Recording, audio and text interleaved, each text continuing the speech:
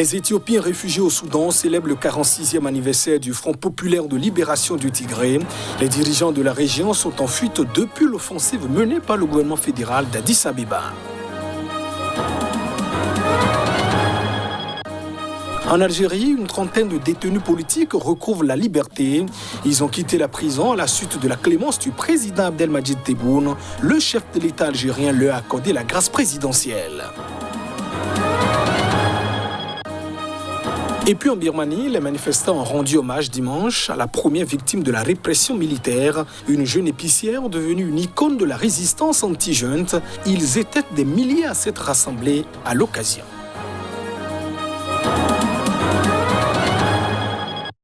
Voilà pour le sommaire de ce journal. Bienvenue dans cette édition.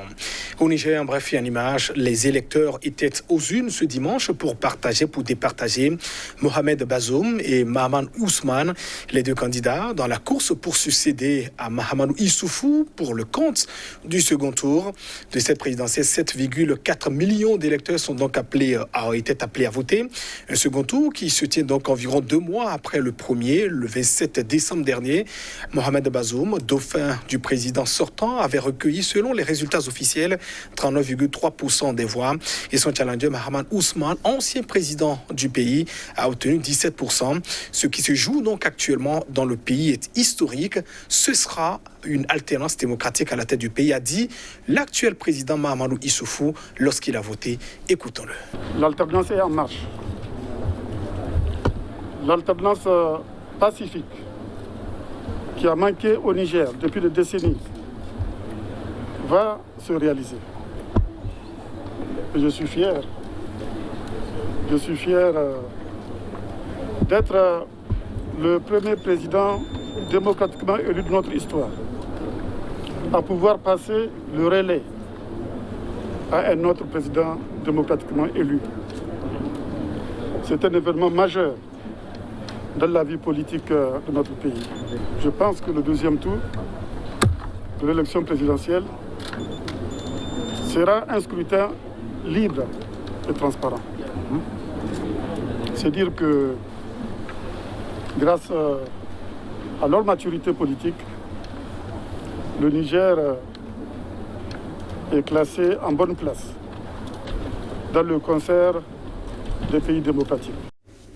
Dans l'est du Soudan, dans leur camp d'Oum Rakouba, des réfugiés éthiopiens célèbrent le 46e anniversaire du parti du Front populaire de libération du Tigré, le TPLF. Ce mouvement rebelle de la région du Tigré a été chassé de son fief par le pouvoir fédéral d'Addis Abeba dans des combats qui ont poussé à la fuite des dizaines de milliers de civils. À 80 km de la frontière avec l'Éthiopie, dans le camp d'Oum Rakouba, dans l'est du Soudan, les réfugiés ont marqué, malgré le maigre moyen, le 46e anniversaire du Parti du Front populaire pour la libération du Tigré, TPLF, célébré en principe chaque 18 février. Nous organisons cette fête chaque année et nous continuerons à le faire n'importe quand et où que nous soyons, a déclaré l'un d'eux, Tesfalam Gabremedan, très remonté, à l'instar de la plupart des Tigréens, contre le pouvoir fédéral d'Abiy Ahmed. Contre le gouvernement fédéral, les réfugiés ont lancé des slogans et chanté des hymnes à la gloire du Tigré. Après le déclenchement des combats entre le TPLF et le gouvernement d'Abiy Ahmed, plus de 60 000 Éthiopiens ont fui dans des camps insalubres au Soudan voisin. La guerre au Tigré a fait des milliers de morts selon International Crisis Group. Le TPLF gouvernait cette région et contestait l'autorité fédérale. Le Premier ministre éthiopien a revendiqué fin novembre la victoire sur les rebelles, mais les Nations Unies affirment que les affrontements persistent au Tigré, région coupée d'Internet depuis le début du conflit. Impossible de se renseigner sur ce qui s'y passe concrètement. Le gouvernement fédéral a restreint l'accès au Tigré et peu de nouvelles de la situation sur place parviennent aux réfugiés qui gardent l'espoir d'un retour. Le TPLF, qui a régné en maître en Éthiopie pendant près de 30 ans, jusqu'en 2018, apparaît désormais comme la bête noire à abattre. En Algérie, une trentaine de détenus politiques ont été libérés ces dernières heures. Parmi eux figurent des militants du Irak. Le mouvement de contestation, cette libération intervient après une mesure de grâce accordée par le président Abdelmadjid Tebboune. Le ministère algérien de la Justice avait annoncé vendredi soir la mise en liberté de 33 personnes poursuivi pour des actes liés à l'utilisation des réseaux sociaux, ajoutant que des procédures étaient en cours pour d'autres détenus. Même si les autorités n'ont fourni aucun autre chiffre samedi, le CNLD, le Comité national de libération des détenus, a fait état d'autres libérations durant le week-end. Il faut dire que l'élargissement de prisonniers, dont des militants connus du Irak, ont eu lieu dans plusieurs régions à la veille du 2e anniversaire de ce soulèvement populaire, le 22 février.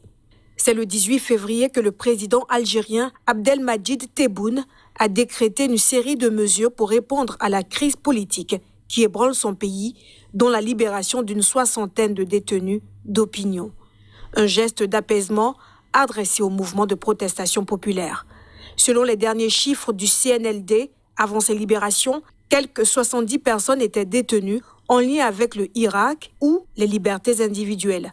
Parmi les personnes libérées vendredi figurent l'opposant Rachid Nekaz et le journaliste Khaled Drareni, devenu un symbole du combat pour la liberté de la presse. Notons qu'après plusieurs rassemblements en province cette semaine, des appels à manifester lundi dans tout le pays pour l'anniversaire du Irak circulent sur les réseaux sociaux. À Libreville, au Gabon, 2 hommes ont été tués par balle jeudi soir dans des manifestations contre les mesures restrictives de lutte contre le coronavirus. La police les accuse d'avoir violé le couvre-feu. Depuis quelques jours, des habitants de la capitale et d'autres grandes villes du Gabon bravaient le couvre-feu en tapant sur des casseroles et des bidons, mais jeudi soir, ces rassemblements sporadiques ont dégénéré en affrontement avec la police, a rapporté l'agence France Presse.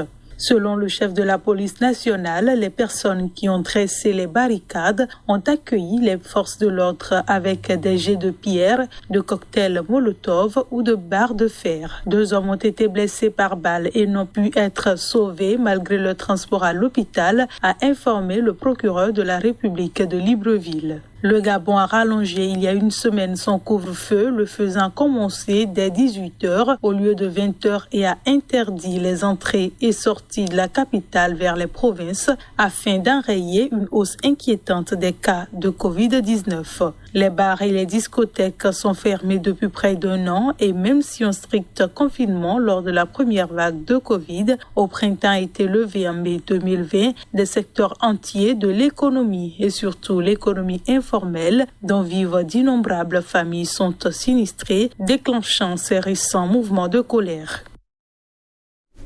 Au Libéria, un tribunal finlandais s'est déplacé jusqu'aux confins du pays pour trouver les traces de l'ancien chef rebelle surnommé l'Ange Gabriel, qu'il juge d'ailleurs pour une série d'atrocités commises pendant la guerre civile ayant ravagé ce pays d'Afrique de l'Ouest. C'était à la fin du siècle dernier. Un reportage.